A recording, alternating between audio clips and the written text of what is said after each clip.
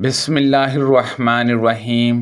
میں نے رسول اللہ صلی اللہ علیہ وسلم سے نماز میں ادھر ادھر دیکھنے کے متعلق پوچھا تو آپ صلی اللہ علیہ وسلم نے فرمایا کہ یہ شیطان کی ایک اچک ہے جو وہ تم سے ایک کی نماز میں کچھ اشک لیتا ہے۔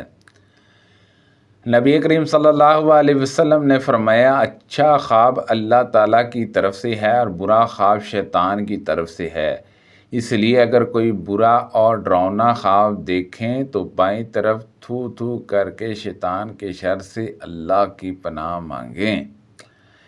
اس عمل سے شیطان اسے کوئی نقصان نہ پہنچا سکے گا۔ رسول اللہ صلی اللہ علیہ وسلم نے فرمایا جو شخص دن بھر میں 100 مرتبہ یہ دعا پڑھے گا، نہیں ہے کوئی معبود سوائے اللہ تعالیٰ کی، اس کا کوئی شریک نہیں، ملک اسی کا ہے اور تمام تعریفیں اسی کے لیے ہیں اور وہ ہر چیز پر قادر ہے، تو اسے 10 غلام آزاد کرنے کے برابر ثواب ملے گا۔ 100 نیکیاں اس کے نامہ اعمال میں لکھی جائیں گی اور 100 برائیاں اس سے مٹا دی جائیں گی۔ اس روز دن بھر یہ دعا شیطان سے اس کی حفاظت کرتی رہے گی تا کہ شام ہو جائے اور کوئی شخص اس سے بہتر عمل لے کر نہ آئے مگر جو اس سے بھی زیادہ یہ کلمہ پڑھ لے۔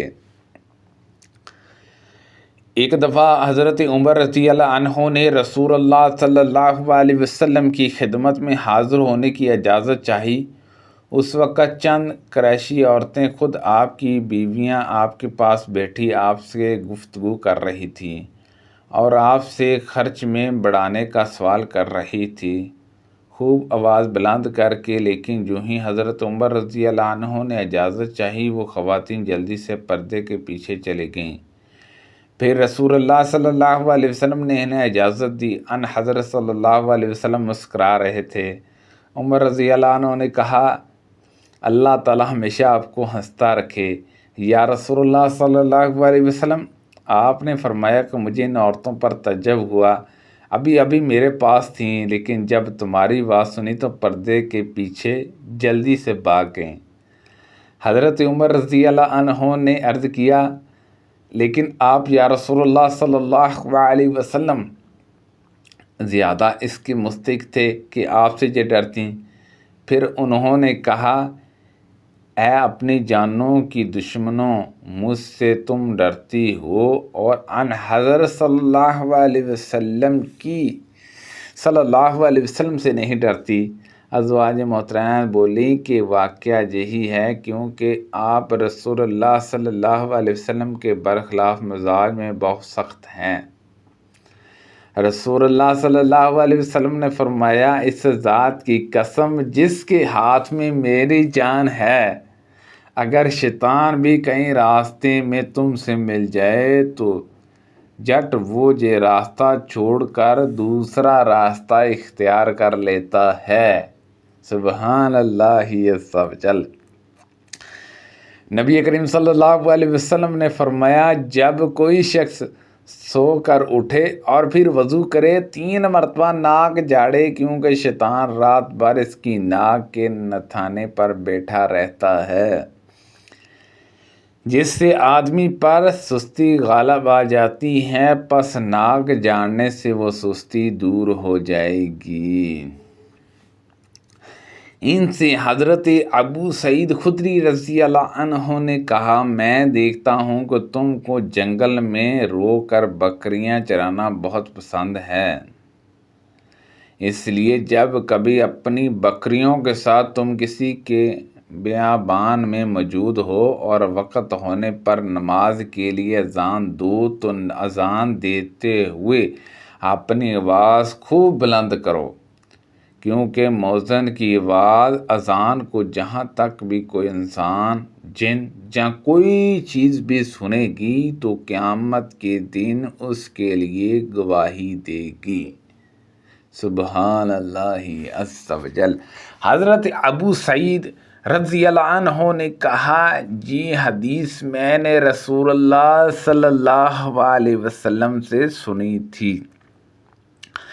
انہوں نے نبی کریم صلی اللہ علیہ وسلم سے سنا آپ ممبر پر خطبہ دیتے ہوئے فرما رہے تھے کہ سانپوں کو مار ڈالا کرو، خصوصاً ان کو جن کے سروں پر 2 نقطے ہوتے ہیں، اور دم برجدہ سانپ کو بھی، کیونکہ دونوں آنکھوں کی روشنی تک ختم کر دیتے ہیں اور حبل تک گرا دیتے ہیں۔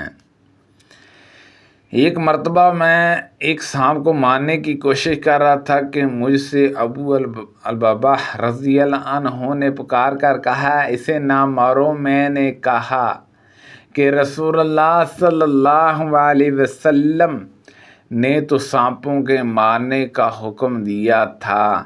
انہوں نے بتایا کہ بعد میں پھر ان حضرت صلی اللہ علیہ وسلم نے گھروں میں رہنے والے سانپوں کو جو جن ہوتے ہیں دفعتاً مار ڈالنے سے منع فرمایا۔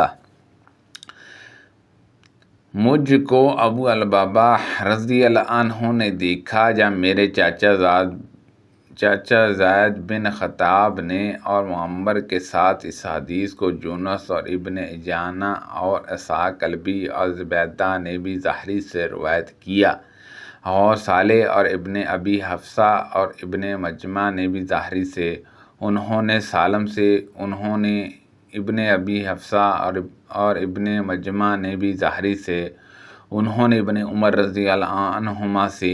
اس میں یوں ہے کہ مجھ کو ابو البابا اور زید بن خطاب دونوں نے دیکھا۔